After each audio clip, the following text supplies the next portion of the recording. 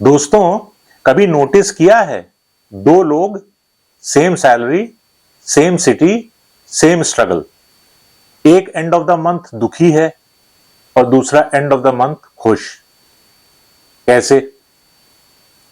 आज हम वही सच्चाई डिस्कस करने वाले हैं दोस्तों, जो स्कूल ने नहीं सिखाई पर लाइफ हर महीने बैंक बैलेंस दिखा दिखा के सिखाती है। आज का वीडियो अगर एंड तक सुन लिया और देख लिया तो मनी माइंडसेट लिटरली रीसेट हो जाएगा आपका। चलो शुरू करते हैं। पैसे का ज्ञान कोई नहीं सिखाएगा दोस्तों, तुम्हें खुद ही सीखना पड़ेगा। सच तो यह है कि स्कूल ने हमें पाइथागोरस थ्योरम तो सिखाई है, पर कभी यह नहीं बताया कि सैलरी आते ही ईएमआई में चुक जाती है। क्यों? हम लोग लाइफ के एग्जाम पैसे से पास करते हैं, पर उसका सिलेबस किसी ने दिया ही नहीं। और दोस्तों, अब एजुकेशन की बात हो ही रही है तो अगला सच तो सीधा दिल पे लगेगा। सिर्फ सेविंग से कोई अमीर नहीं बन पाएगा, इन्वेस्टिंग करना जरूरी है। देखो, अगर सेविंग से ही वेल्थ बनती तो हर मिडिल क्लास इंडियन अंबानी होता। सेविंग्स बस तुम्हारे पैसे को बचा के रख सकती है और इन्वेस्टिंग उस पैसे से काम करवाती है। तुम अपने मनी को जॉब नहीं दोगे तो मनी आराम से सेविंग्स अकाउंट में सोते सोते ही रिटायर हो जाएगा। मनी को अगर जिंदा रखना है तो उसको ग्रो कराना पड़ेगा, लेकिन सिर्फ इन्वेस्टिंग भी ज्यादा कुछ बदल नहीं पाएगी जब तक तुम ये अगला सच एक्सेप्ट नहीं करोगे।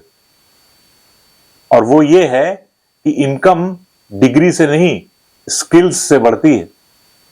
ये सच है, लेकिन थोड़ा कड़वा है, पर सच सच है।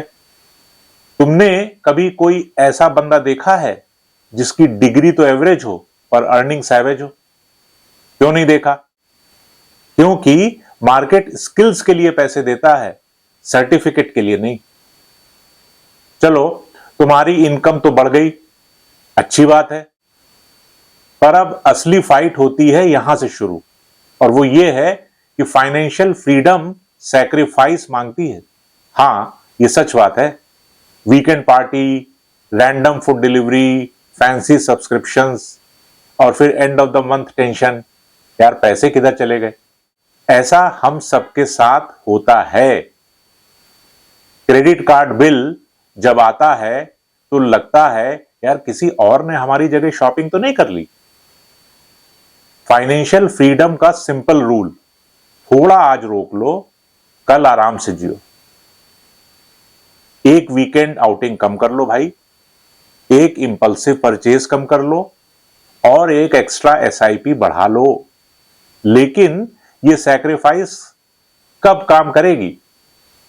ये तभी काम करेगी जब तुम ये नेक्स्ट मिथ तोड़ोगे जो अब मैं बताने वाला हूं।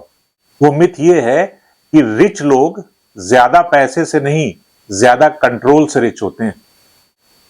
तो मैं ये नहीं कहना चाहता हूं कि क्या रिच लोग खर्चा नहीं करते, करते हैं, पर रिच लोग रिटर्न से खर्चा करते हैं, सैलरी से नहीं। सैलरी इन्वेस्ट करते हैं। और हम सब मिडिल क्लास वाले लोग क्या करते हैं? नया फोन लेते हैं, वो भी ईएमआई पर। और रिच क्लास वाले भी नया फोन लेते हैं, ऐसा नहीं कि वो नहीं लेते हैं, लेकिन इन्वेस्टमेंट के रिटर्न से। ये याद रखना है दोस्तों कि पैसा दिखाने से वेल्थ नहीं बनती, चुपचाप इन्वेस्ट करने से ही बनती है। और आओ, अब मैं आपको फाइनल ट्रूथ बताता हूं, जो सबसे डेंजरस भी है और सबसे आई ओपनर भी है। अगर मनी मैनेज नहीं की तो कितना भी कमा लो, स्ट्रगल ही करते रहोगे।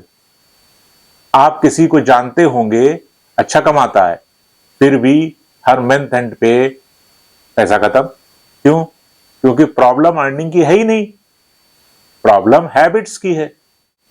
अगर सैलरी बढ़ती है तो एक्सपेंस भी बढ़ जाते हैं, तो ग्रोथ कहां हुई?